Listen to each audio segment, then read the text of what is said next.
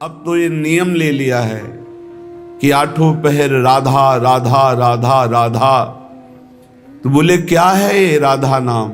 बोले हमारा जीवन धन है, परम धन है, ये कल्प तरु है, जो चाहोगे प्राप्त हो जाएगा। आप करके तो देखो। बिन विश्वास भगति नहीं ते बिन द्रमहि न राम, राम कृपा बिन सपन्यु जीव न लह विश्राम। ये वृंदावन की भूमि से जो आपको राधा नाम श्रवण करने को मिल रहा, राधा नाम जपने की प्रेरणा मिल रही है, एक बार जीवन को राधा नाम के हवाले कर दो, समर्पित कर दो कि आप आठों पहर राधा राधा जपेंगे, फिर देख लो तुम्हारी असत कामनाएं भस्म हो जाएंगी, सत कामनाएं पूर्ण हो जाएंगी और अनुराग रस से युक्त हो जाओगे, प्रेम युक्त हो जाओगे। यहाँ तो राधा राधा पत्ता भी बोलता है, यहाँ वायु के प्रवाह से भी राधा राधा निकलता है। जिस दिन श्रवणेंद्री दिव्य हुई तो आपको सुनाई देगा यहाँ के पत्ते से, यहाँ के वायु के, यहाँ खग मृग पशु पंछी के मुख से एकमात्र राधा राधा राधा। दर्शैसी वृंदावन धाम। दूसरा अर्थ, जो राधा राधा राधा ऐसा बोलता है उसके नेत्रों के सामने दिव्य वृंदावन प्रकाशित हो जाता है। जहां दिव्य धाम वहीं दिव्य रूप, वहीं दिव्य लीला। ललित किशोरी देव जी कह रहे हैं अब तो आठों पहर केवल राधा राधा राधा।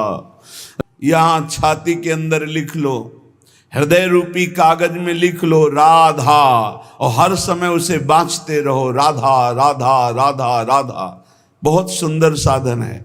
हृदय में राधा नाम लिख लो, आंख मूंदो तो आपको दिखाई देना चाहिए सामने तेजों में राधा नाम, आंख खोले तो राधा नाम, और उसी को बार बार गाते रहो, सुनते रहो।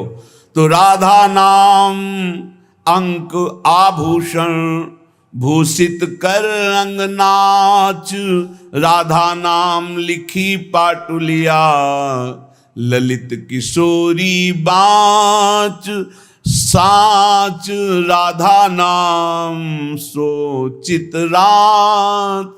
परम सत्य राधा नाम से चित्त को जोड़ दो, राधा नाम के गीत गा करके नाचो, राधा नाम को बार बार हृदय में मानस पटल पर लिख करके बाँचो। इसी से परम अनुराग प्रकट हो जाएगा, जो चाहोगे वो प्राप्त हो जाएगा। राधा नाम ही सो नातो, जाके नाम लेत प्रीतम सो, परत प्रीति को खातो। जो बोलता है राधा, प्रेम परवश होकर प्रीतम उसके जन्म जन्मांतर खाते को फेंक देते, नष्ट कर देते हैं। जो श्लोक में वही पद में, अनुल्लिख्यानंतान तदप राधान मधुपतिर महाप्रेमाविष्टम तो परम देयम विमसति। क्या इसे दूं? ये मुझे राधा नाम सुनाया, इसे क्या दूं? ऐसा श्री कृष्ण विवश होकर उसके लिखे हुए अनंत जन्मों के अपराध सब नष्ट कर देते हैं। जो विश्वास करे, खास बात है विश्वास की। ललित किशोरी पहले ते मन लातो। हाय बड़ा समय व्यर्थ चला गया, मुझे बचपन से क्यों राधा नाम सुनने को नहीं मिला, केवल राधा नाम ही रटता। कितना समय चला गया, इसके बाद परिचय में राधा नाम आया। ललित किशोरी जी कह रहे हैं यदि अब विश्वास हो जाए तो अब पकड़ लो राधा नाम, तो क्या होगा? होयो कुंज निवास। तुम कहीं भी शरीर रखो, तुम्हारा मन निकुंज में रहेगा। जगत क्यों जन्म जन्म भर मातो, राधा नाम ही सोना तो। ये जन्म मरण का चक्र बंद हो जाएगा, नवनिवृत्त निकुंज तुम्हारे नेत्रों में दर्शाने लगेगा। यदि राधा राधा बोलोगे तो प्रीतम तुम्हारे अनंत जन्मों के पापों का लेखा जोखा नष्ट कर देंगे। राधा नाम को उर्धार मिली है रसिक मुकुटमणि मोहन, आप ही कुंजन द्वार। राधा नाम को उर्धार, यदि राधा राधा राधा ऐसा बोले तो श्री कृष्ण हर समय तुम्हारे साथ है और निकुंज द्वार में तुम्हारा अद्भुत स्वागत होगा। राधा नाम जापक को दिव्य चिदानंद वृंदावन धाम में प्रवेश मिलेगा, उसका स्वागत होगा। आठों जाम छकेंगी अखियां छवि निकुंज बिहार, ललित किशोरी फीके परि हैं सर्वस सुख संसार परम धन, राधा नाम उर्धार। हे उपासक, यदि आठों पहर राधा राधा जपोगे तो तुम्हारे नेत्र छक जाएंगे, जुगल माधुरी तुम्हारे नेत्रों में भर जाएगी, अर्थात प्रिया प्रीतम का साक्षात्कार हो जाएगा। ललित किशोरी जी कहते हैं संसार के समस्त भोग आकर्षण ये सब फीके हो जाएंगे जितना अधिक तुम नाम राधा नाम जप करोगे।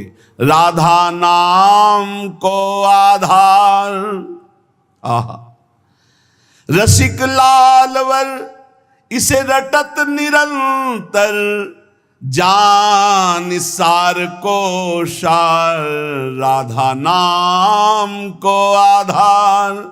परम सार आत्म तत्व, आत्म तत्व के परम सार परमात्म तत्व श्री कृष्ण, श्री कृष्ण का परम सार राधा किशोरी। इसीलिए परम सार जानकर स्वयं हरि श्री कृष्ण राधा राधा राधा रटत निरंतर, निरंतर राधा स्मृति में। तो राधा किशोरी श्याम श्यामेति सुंदर वरेति मनोहरेति, कंदर्प कोटि ललितेति सुनागरेति। निरंतर श्याम सुंदर विविध नाम प्रभु के रटते हुए अशुभ प्रवाह लाडली करती हैं, तो राधा राधा रटते हुए स्मृति में लालजू डूबे हुए हैं। चाहे जितने तुम जैसे नीच पामर हो, कुछ भी अपराध बन गया हो, अब चिंता मत करो, अब लो नशानी अब ना नशई हो, आज तक की आप नहीं करूंगा, तो राधा नाम जप करो, आपका सब ठीक हो जाएगा। किसी की मत सुनो, सब अपनी अपनी अलग भिन्न भिन्न मति है, भिन्न भिन्न गति है। सत्य है ब्रज 84 कोश परम धाम श्री लालजू का। कोई किसी भी संप्रदाय का कहीं का भी हो, क्या ये नहीं जानता कि ब्रज 84 कोश महामहिम धन है। कल एक महामुनि जैन मुनि जी पधारे तो उनका अहोभाग्य हमें आज श्री कृष्ण की लीला भूमि में प्रवेश मिला, शायद जीवन में दोबारा आने को मिले कि ना मिले। अच्छा लगा। सब कौन ऐसा है त्रिभुवन में जो इस ब्रज भूमि और वृंदावन धाम की, और फिर बिहारी जी के दर्शन को गए, यहाँ की रज माथे पे लगाई, अहोभाग्य बार बार ऐसे बोल रहे थे।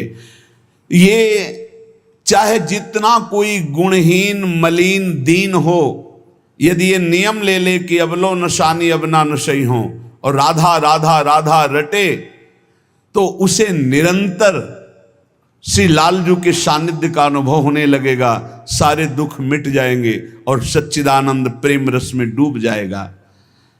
सब गुणहीन मलिन दीन यति, जो पतितन में सरदार, पापियों में भी महापापी जो हो, पर वो रटने लगे राधा राधा राधा, तो ललित किशोरी जी कहते हैं मैं वादा करता हूं तासु भरोसे ललित किशोरी सो पांव पसार। मेरी महारानी जी के भरोसे होकर निश्चिंत होकर सो। अब यमदूत तुम्हें डांट नहीं लगा सकते, अब तुम्हारी दुर्गति नहीं हो सकती यदि तुम्हारे मुख से राधा राधा राधा ऐसा निकल रहा है। राधा नाम की गति न्यारी, सपने हूं रसना पर आवत जो, तो विवश बनत हैं कुंज बिहारी। जागृत की राधा राधा कौन कहे, अगर स्वप्न में निकल जाए राधा तो कुंज बिहारी विवश होकर उसके अधीन हो जाते हैं। मान लीजिए तो आप निहाल हो जाएंगे। ये किसी स्वार्थवश महापुरुष नहीं कह रहे, तुम्हारे पास कुछ नहीं देने के लिए, जो है वो सब नाशवान है। उस नाशवान को जिसे तुम महत्व दे रहे हो, इस मार्ग में चलने वाला पथिक पहले कदम पर उसको नष्ट कर देता है। उस वासना को नष्ट कर देता है, उस आश्रय को नष्ट कर देता है, उस चाहत को नष्ट कर देता है जो इस नाशवान की हो। बाद में व्यवहार में तुम देखते हुए उसे नहीं समझ सकते आंतरिक स्थिति को। राधा नाम की गति न्यारी, सपने हूं रसना पर आवत जो राधा, तो विवश बनत है कुंज बिहारी। बनत हैं, यद्यपि वो विवश नहीं है, परम स्वतंत्र समस्त शक्तियों के स्वामी, पर राधा नाम उन्हें विवश कर देता है, अधीन कर लेता है। सुंदर दिव्य किशोर वैष्णव, बानी मधुर रहत एक सारी। जो राधा राधा रटते हैं, एक दिन नवीन किशोर अवस्था के हमारे युगल सरकार गलवैया दिए हुए उससे बात करेंगे। बात मिलने की बात जाने दो, दर्शन की बात जाने दो, बात करेंगे कैसे हो, कैसा अपार वो सुखमय समय होगा जब मेरे प्राणाराध्य पूछेंगे कैसे हो, और हम दौड़कर उनके चरणों में लौट जाएंगे और वो दोनों एक एक बाह पकड़कर उठाएंगे। जन्म जन्मांतर की हमारी चाहत पूरी हो जाएगी। सुंदर दिव्य किशोर वैष्णव, बानी मधुर रहत एक सारी। राधा नाम की गति न्यारी। जो राधा राधा रटते हैं उन्हें अखंड वृंदावन वास प्राप्त होता है। आज नहीं प्राप्त, अगर हो रहा तो चिंता मत करो, शरीर छूटने के बाद यहीं आओगे, यहीं के हो। श्री वृंदावन वास निरंतर, पावत ललित किशोरी वारी। राधा नाम की गति न्यारी। ये सबसे अलग है राधा नाम। जो विश्वास करके राधा राधा हित धू जो विश्वास है, तब ही सुधरे बात। ना तो माया पंथ में फिरे जो टक्कर खात। यदि विश्वास है तो बात सुधर गई, विश्वास नहीं तो माया के टक्करों में चकनाचूर हो जाओगे। कभी काम, कभी क्रोध, कभी लोभ, कभी मोह, कभी मद। तुम्हारा जो साथ देने वाला है वही तुम्हें नष्ट कर देगा। हमारी बात को समझना। यदि भगवद आश्रय नहीं तो तुम्हारा कोई नहीं है, भगवद आश्रय है तो सब विरोध में हो तो भी तुम्हारा कोई बाल बाका नहीं कर सकता। अपनी स्थिति प्रभु में हो, सब बात बन गई। एक हाथी को उसका सेवा करने वाला बहुत जो दुलार करता था, उसे साइड में कर रहा था, एक छोटी छड़ी लेके ऐसे वर्षों से उसका पालन पोषण कर रहा था। काल सवार हो गया, सूंड से पटक दिया और जैसे परेठा पलट पलट के बनाया जाता है ऐसे उसको चकनाचूर कर दिया, लातों से रख रख कर मार कर। एक आदमी जा रहा है आराम से, पीछे से साड़ आया, उठाकर पटक दिया, इतना मारा, मर गया। एक एक मिनट में मृत्यु हमारे लिए खड़ी हुई है, कहां कब कैसे। इसलिए हमारा जीवन जितना है वो सब सुखमय हो जाए, आनंदमय हो जाए, हमारी मृत्यु भी हो तो महोत्सव बन जाए। इसलिए राधा राधा राधा। पूज्य भाई श्री हनुमान प्रसाद पोद्दार जी महाराज कह रहे, प्रेम शब्द ये संसार में सार्थक नहीं है, धोखा है। यहां संसार में कोई किसी से प्रेम नहीं करता, कोई नहीं करता। अपने स्वार्थ की पूर्ति के लिए ही यहां प्रेम शब्द का प्रयोग किया जाता है।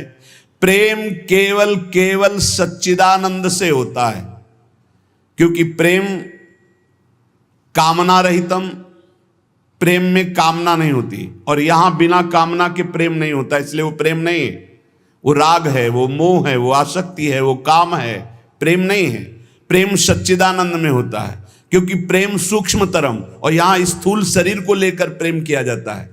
स्थूल शरीर को लेकर, जो स्थूल को लेकर किया जाता है वो राग होता है, प्रेम नहीं होता। जो कामना को लेकर किया जाता है वो राग होता है, प्रेम नहीं होता है।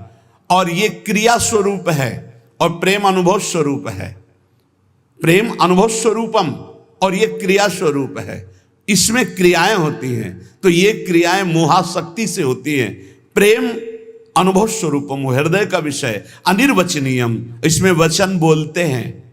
जहां एक दूसरे के प्रति मैं तुम्हें बहुत प्यार करता हूं, क्यों? उसको प्रभावित करके अपनी वासना की पूर्ति करना है। इसलिए चाहे कोई वासना हो, कोई स्वार्थ हो, कोई किसी से मित्रता करता है तो बीच में गंदगी होती है, निज सुख गंदगी होती है। अपनी भावना को पोषण करना, अपने स्वार्थ का पोषण करना, अपनी वासना का पोषण करना, अगर ये गंदगी निकल जाए तो सच्चिदानंद प्रेम कहीं भी कर ले तो भगवान की प्राप्ति हो जाए। पर स्वसुख वांछा रूपी गंदगी का त्याग, जो अपने सुख को भोगने के लिए दूसरे से प्यार का शब्द प्रयोग किया जाता है, ये राग है, ये काम है, ये मलिन वासना है, ये प्यार नहीं है, ये मदांध है। को आ मदांधो मदनातुरोवा, ये काम से व्याकुल पुरुष ऐसा बोलता है।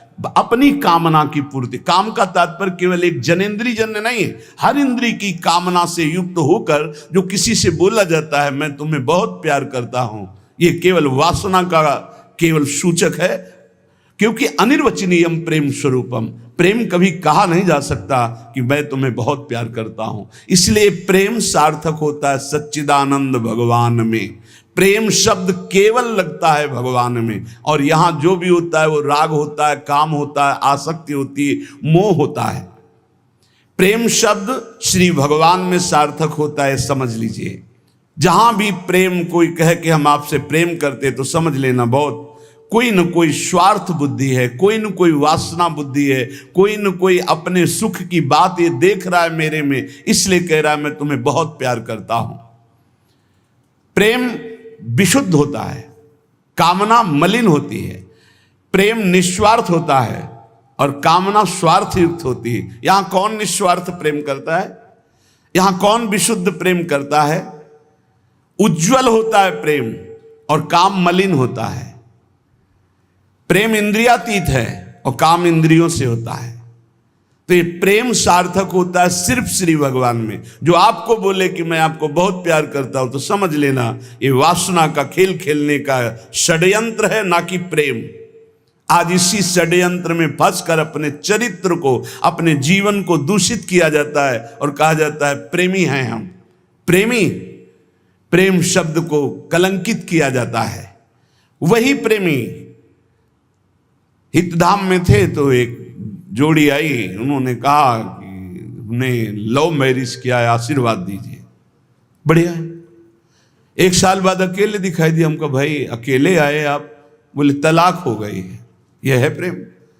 दूसरा मिल गया कोई स्वार्थ पूर्ति के लिए, उससे अच्छा अपनी भावना में, खत्म प्रेम।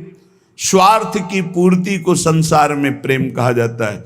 इसलिए प्रेम शब्द को गंदा न करो। प्रेम केवल अंतर में विराजमान निरंतर जिनकी सत्ता है उन श्री भगवान से होता है। जब प्रेम होने लगता है तो दूसरी समस्त वस्तुओं से, समस्त स्थितियों से मन हटने लगता है। केवल प्रीतम ही प्रीतम सुहाते हैं। ऐसा कामी पुरुष को भी होता है, ऐसा कामिनी को भी होता है। बस बिल्कुल नजदीकी है काम और प्रेम में, पर प्रेम निर्मल भास्कर है और ये घोर अंधकार है। इसलिए गोस्वामी जी ने बहुत समझ कर मांगा कि काम ही नारी प्यारी जिम, लोभी जिम प्रिय दाम, तिमि रघुनाथ निरंतर प्रिय लागो मोहिराम। हमारा आपसे प्रीता कैसी हो? जैसे कामी पुरुष की कामिनी में होती है, जैसे कामिनी की कामी पुरुष में होती है, ऐसे हे नाथ मेरी चित्तवृत्ति निरंतर आप में लगी रहे। प्रेम तभी माना जाता है जब अपनी शुद्धि भूल जाए और केवल प्रेमी की याद रहे। और यहां अपनी शुद्धि रहती है। अपनी शुद्धि के द्वारा अपनी वासना की पूर्ति को यहां प्रेम कहा जाता है। इसलिए नाटक है, प्रेम नहीं है, बिल्कुल कोरा नाटक है। बहुत विचित्र विचित्र गति, बहुत विचित्र गति। प्रेम उसे कि हम आपसे प्यार करते हैं, यदि आप वहां सुखी हो तो जाओ, भगवान तुम्हें सदैव सुखी रखें, कभी तुम हमारी तरफ मुड़कर मत देखना, तुम आनंदित रहो, तुम सुखी रहो, आनंदित रहो। प्रेम का स्वरूप समझना बड़ा कठिन है। यदि मेरे देखने से तुम्हें दुख होता, मैं कभी तुम्हारे सामने नहीं आऊं। तुम सुखी रहो, तुम आनंदित रहो, तब माना जाए थोड़ा सा प्रेम उज्जवल हो रहा है, निर्मल हो रहा है, वासना का भूत, उसे प्रेम कहा जाता है। प्रेम केवल प्रीतम अपनी भी शुद्ध भूल जाए, अपनी भी शुद्ध भूल जाए, या अपनी ही शुद्ध की पूर्ति के लिए प्रेम शब्द का प्रयोग किया जाता है। प्रेमी केवल प्रीतम की बात करता है, केवल प्रीतम की बात सुनता है, केवल प्रीतम को देखता है, चारों ओर प्रेम ही प्रेम। प्रेम की वृत्ति में कभी पूर्णता नहीं आती है कि मुझे पूर्ण प्रेम प्राप्त हो गया, ऐसा कभी नहीं आता। सदैव प्रेम में कमी का अनुभव होता है। मैं कहाँ उनको प्रेम करती हूँ, मेरे में कहाँ ऐसा है कि मैं उन्हें प्रेम दे सकूं। मैं तो सब गुणों से हीन हूं, ये तो पता नहीं वो क्या देखते हैं कि हमसे प्रेम करते हैं। ये प्रेमी का हृदय होता है। मैं तो नीच हूं, अदम हूं, उनकी किसी लायक नहीं हूं, पर ये उनकी उदारता है कि वो मुझे स्वीकार किए हुए हैं। प्रेमी को अपने में सदैव कमियों का अनुभव होता है, अपने में उसको दोष दर्शन होता है, मैं इस लायक नहीं हूं। और वो अपने प्रीतम में भारी से भारी दोष कोई उनके प्रीतम पर साबित करे तो भी वो गुण ही उसको दिखाई देता है। प्रेम असीम होता है, प्रेम की सीमा नहीं होती। प्रेम प्रतिक्षण बढ़ता रहता है निरंतर, पर कभी अंत नहीं होता। प्रेम कहीं रुकता नहीं है, किसी वासना, किसी परिस्थिति, किसी स्थिति, तिरस्कार, मान, अपमान, कहीं भी नहीं रुकता। वो बढ़ता प्रीतम की तरफ चला जाता है। प्रेम में सब कुछ अर्पण होने पर भी प्रतिपल अर्पण करने की प्रबल इच्छा रहती है। यहां तक कि प्रेमी स्वयं भी प्रेमास्पद के अर्पित हो जाता है, पर इस बात का उसको स्मरण भी नहीं होता कि मैं कितना समर्पित हूं। प्रेम वाणी का विषय नहीं है, प्रेम हृदय में रहता है, और वो हृदय हृदयेश्वर के पास चला जाता है तो उसका हृदय भी नहीं रहता। बहुत अद्भुत है ये प्रेम। प्रेम जिसके हृदय में उत्पन्न होता है तो ना मन रह जाता है, ना बुद्धि रह जाते हैं।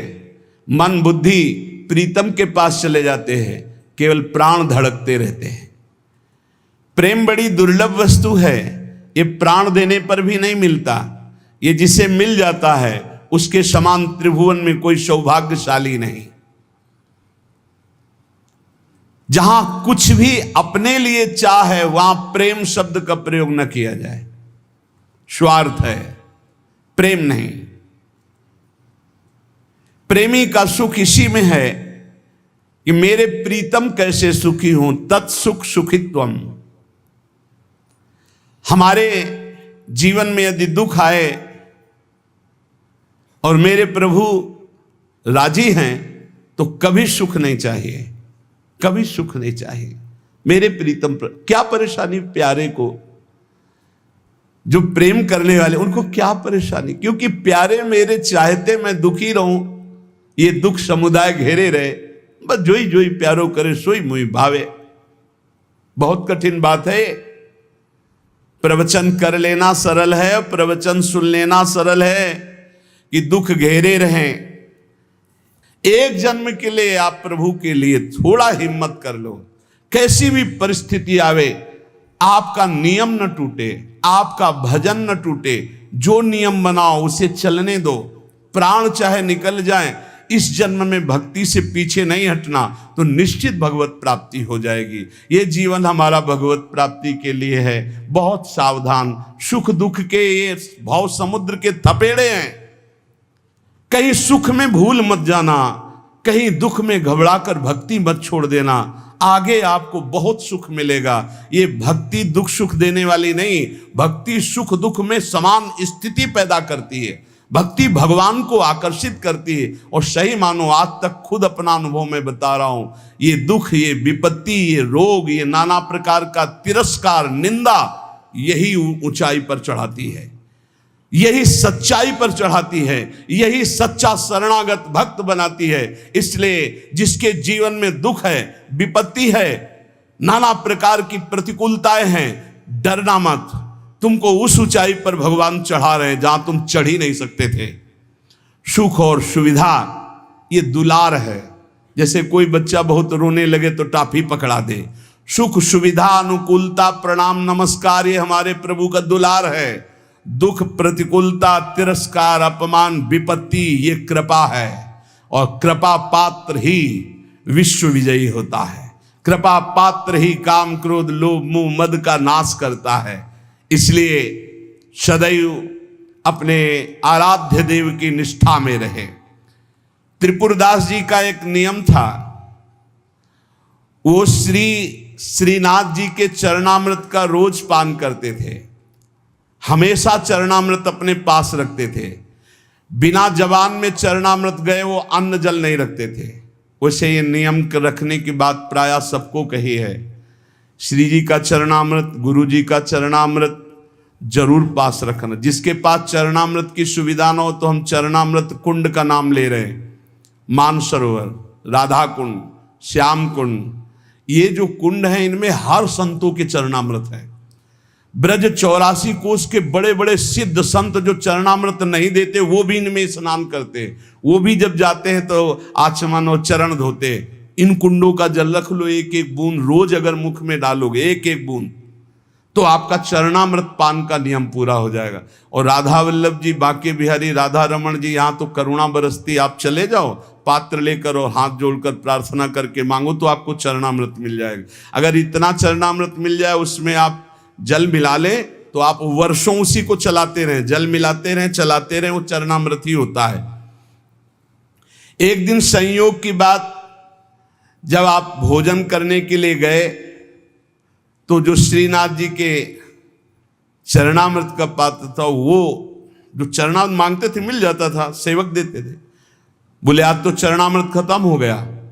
आपने कहा पहले क्यों नहीं बताया? अगर पहले बताए होते तो चरणामृत की व्यवस्था करते तो ठीक है, ठाकुर जी को भोग लगा दो, अब हम प्रसाद नहीं पाएंगे जब तक चरणामृत नहीं। ये पूज्य श्रीधर बाबा जी को हमने नियम देखा कि वयोवृद्ध थे, 3 बजे आसन पे बैठते प्रातःकालीन और 1 बजे तक जप करते। 1 बजे के बाद 2 साधक उनको उठाकर ले जाते परिक्रमा मार्ग में। वो साष्टांग दंडवत लोटपोट होते, फिर आते अपने ठाकुर जी की 4 परिक्रमा करते। इसके बाद हाथ जोड़कर मंदिर में चरणामृत लेते। और जब चरणामृत जिस दिन, एक तो प्रायः रहता है ऐसा कभी हो गया कि कोई दूसरा भगत जो उनके नियम निष्ठा को नहीं जानता, सब बट गया, तो बोले बाबा चरणामृत तो बट गया, 1 बूंद पानी नहीं पिएंगे। अब फिर 1 बजे वही प्रक्रिया करके चरणामृत मिलेगा तब पानी पिएंगे, तब भोजन कर। ऐसी भक्तों में निष्ठा। तो उन्होंने कहा मैं दरबार जा रहा हूं, तुम लोग श्री ठाकुर जी को भोग लगाकर प्रसाद पा लेना, अब मेरी प्रतीक्षा मत करना, क्योंकि जब तक चरणामृत नहीं तो मैं ठाकुर जी का प्रसाद भी नहीं पाऊंगा। मन में निश्चय किया कि यदि चरणामृत श्रीनाथ जी का नहीं मिला तो चाहे प्राण निकल जाए कभी कुछ जबान पे नहीं रखूंगा। चरणामृत के बिना मेरा जीवन किस काम का। रसोईया अपने कार्य में लग गया। इतने में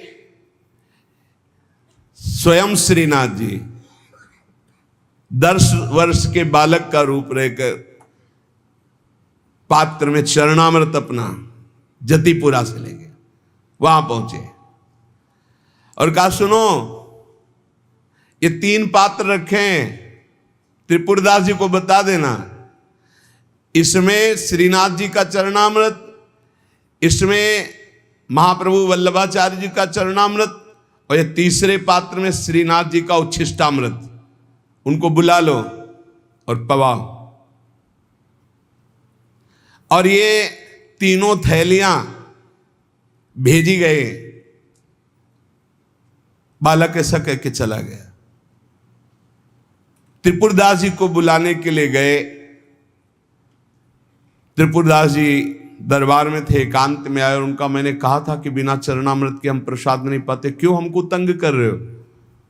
बोले नहीं, चरणामृत तो आपकी ही बात पहुंच गई है तो वहां से चरणामृत भेजा गया है। बोले कौन बालक चरणामृत लाया? बोले जय जय ने भेजा होगा। तो कितनी अवस्था था? 10-12 वर्ष की अवस्था। वो कहा अरे बालक नहीं था, साक्षात श्रीनाथ जी थे, साक्षात श्रीनाथ जी थे। जे ही अलौकिक चरणामृत का स्वाद, स्वयं श्रीनाथ जी ने अपना चरणामृत उतार, वल्लभाचार्य जी का चरणामृत और अपना उच्छिष्टामृत। जो साधक, जो भक्त निष्ठावान होते हैं तो ठाकुर जी उनकी निष्ठा की पूर्ति करते हैं। इसलिए अपने जीवन को भक्ति की निष्ठा में बांधिए। जो नियम लो, आजीवन प्राणपण उसका निर्वाह करो।